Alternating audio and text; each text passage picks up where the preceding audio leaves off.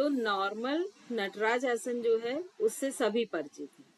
अब हम यहाँ किस पॉइंट ऑफ व्यू से कर रहे हैं नटराज आसन? डायबिटिक के पॉइंट ऑफ व्यू से। ठीक है, तो उसमें हम हल्का सा ट्विस्ट देंगे। ठीक है, तो पहले आप लोग देख लें स्क्रीन के पास आकर। अब नटराज आसन में आपको क्या करना है, यदि मान लीजिए आपका बैलेंस नहीं बनता है या मान लीजिए आपको ऐसा लगता है कि थोड़े सपोर्ट की आवश्यकता है, तो आप सामने किसी भी चीज का इस तरह से सपोर्ट ले सकते हैं। जो हाथ सामने की तरफ फैला हुआ होता है उससे आप सपोर्ट ले सकते हैं।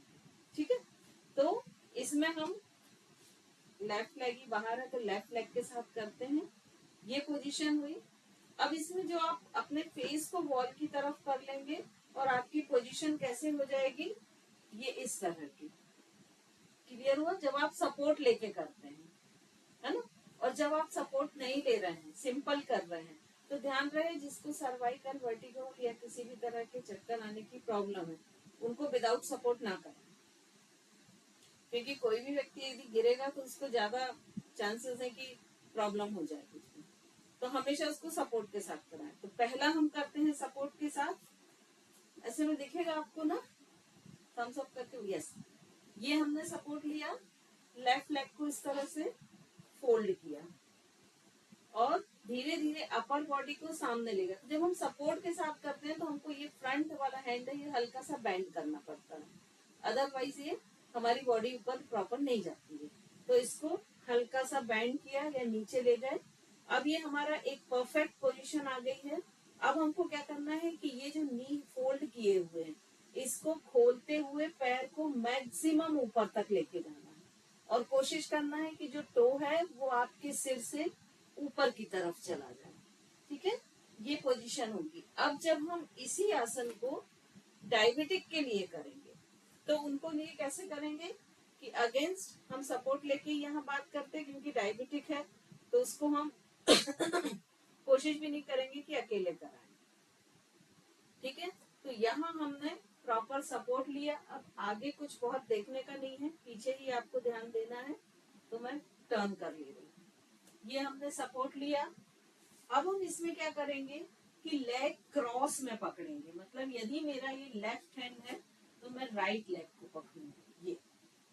ठीक है, और फिर बॉडी को आगे झुकाया, जितना झुका सकते हैं, लगभग 45 डिग्री। प्रॉपर सपोर्ट लेने को बोले। अब धीरे धीरे नी को ऊपर ले जाएं और खोलने को बोले कि कोशिश करें कि उसका जो ये अंगूठा है, पैर की उंगलियां हैं, ये सिर के ऊपर की तरफ आ जाए, ये पोजीशन। दूसरा जो पैर है उसका नी स्ट्रेट रहेगा। ठीक है, अभी दीवार के पास कौन है उसको मैं पिन करूं।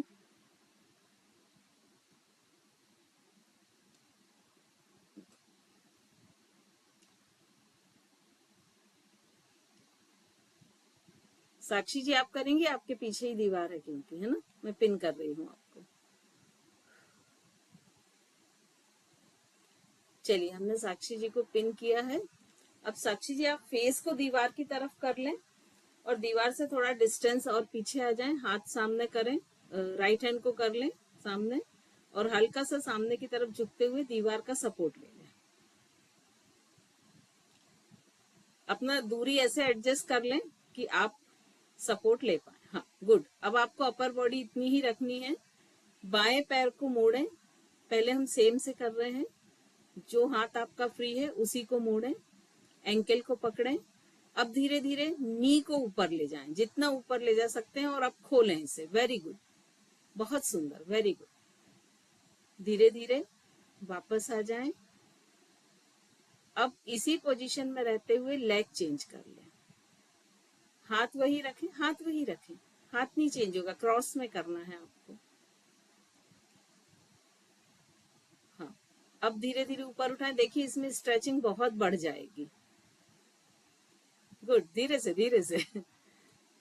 चलिए बैठ जाएं आराम से, और जो एक साइड से कर चुके हैं वो दूसरी साइड से भी कर लें अपना।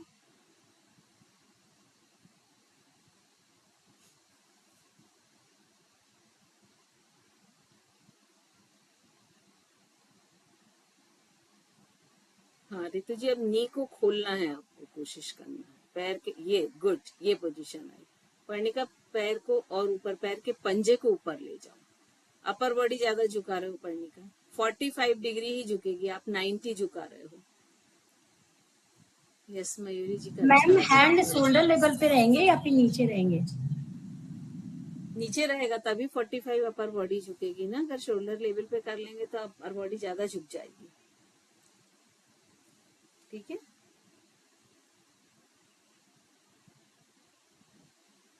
सभी का हो गया दोनों तरफ से?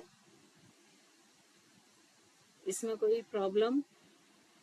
प्रीति जी अपर बॉडी ज्यादा झुका रहे हैं, अपर बॉडी को वहीं रोके ना, ज्यादा झुका रहे हैं। अपर बॉडी आपकी 40, एक्चुअली हम क्या करते हैं, प्रॉब्लम कहाँ होती है कि जब हमको पैर का पंजा सिर के ऊपर उठाना रहता है तो हम क्या करते हैं, अपर बॉडी को झुका के उठा लेते हैं। हाँ गुड प्रीति जी, अब बढ़िया आया, वेरी गुड गुड।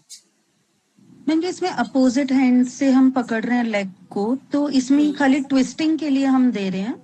ट्विस्टिंग नहीं, इसमें स्ट्रेचिंग बहुत अधिक बढ़ जाती है। बट इसमें थोड़ा बॉडी का पोस्चर थोड़ा टर्न नहीं हो जाता? ट्विस्ट होगा ना, हल्का होगा सा, ना? वही तो ट्विस्टिंग दे रहे हैं। हाँ ठीक है, स्लाइडली होगा। वो मुझे लगा कि साक्षी जी ने गलत किया आ ना, रहा है। वो बताएंगी दोनों में क्या अंतर है।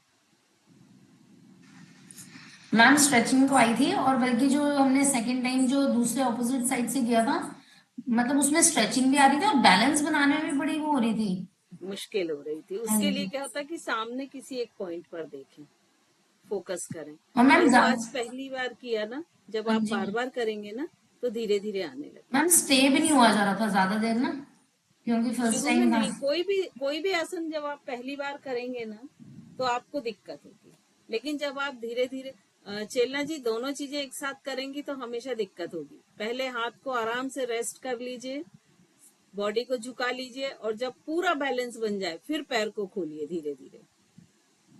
एक साथ कई स्टेप करेंगे तो कभी भी नहीं बैलेंस होगा।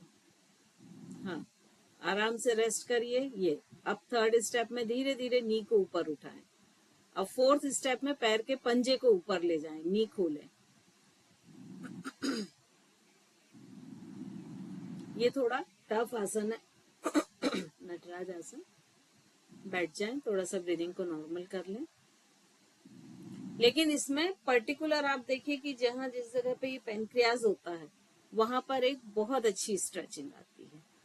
और कई बार ऐसे भी हो सकता है कि उनको इतनी सारी बीमारी है कि आप कुछ नहीं करा सकते, तो बेस्ट होता है कि जो मरकट आसन और उसके वेरिएशंस होते हैं वो बेस्ट होते हैं उनके लिए, क्योंकि उसमें भी ट्विस्टिंग प्रॉपर हो रही है, रेस्ट के साथ हो रही है ना। तो आप उनको टफ साइड ले जाने की बजाय, क्योंकि हमारा तो इंटेंशन बस ये कि एब्डोमेन के जो तीनों मसल्स हैं ये ट्विस्ट होने चाहिए, तो हम उस पे चले जाते हैं। तो डिपेंड करता है कि कौन कितना कर सकता है, उसके हिसाब से हम आसन्स को चेंज कर लेते हैं। मैम एक इसमें जैसे आप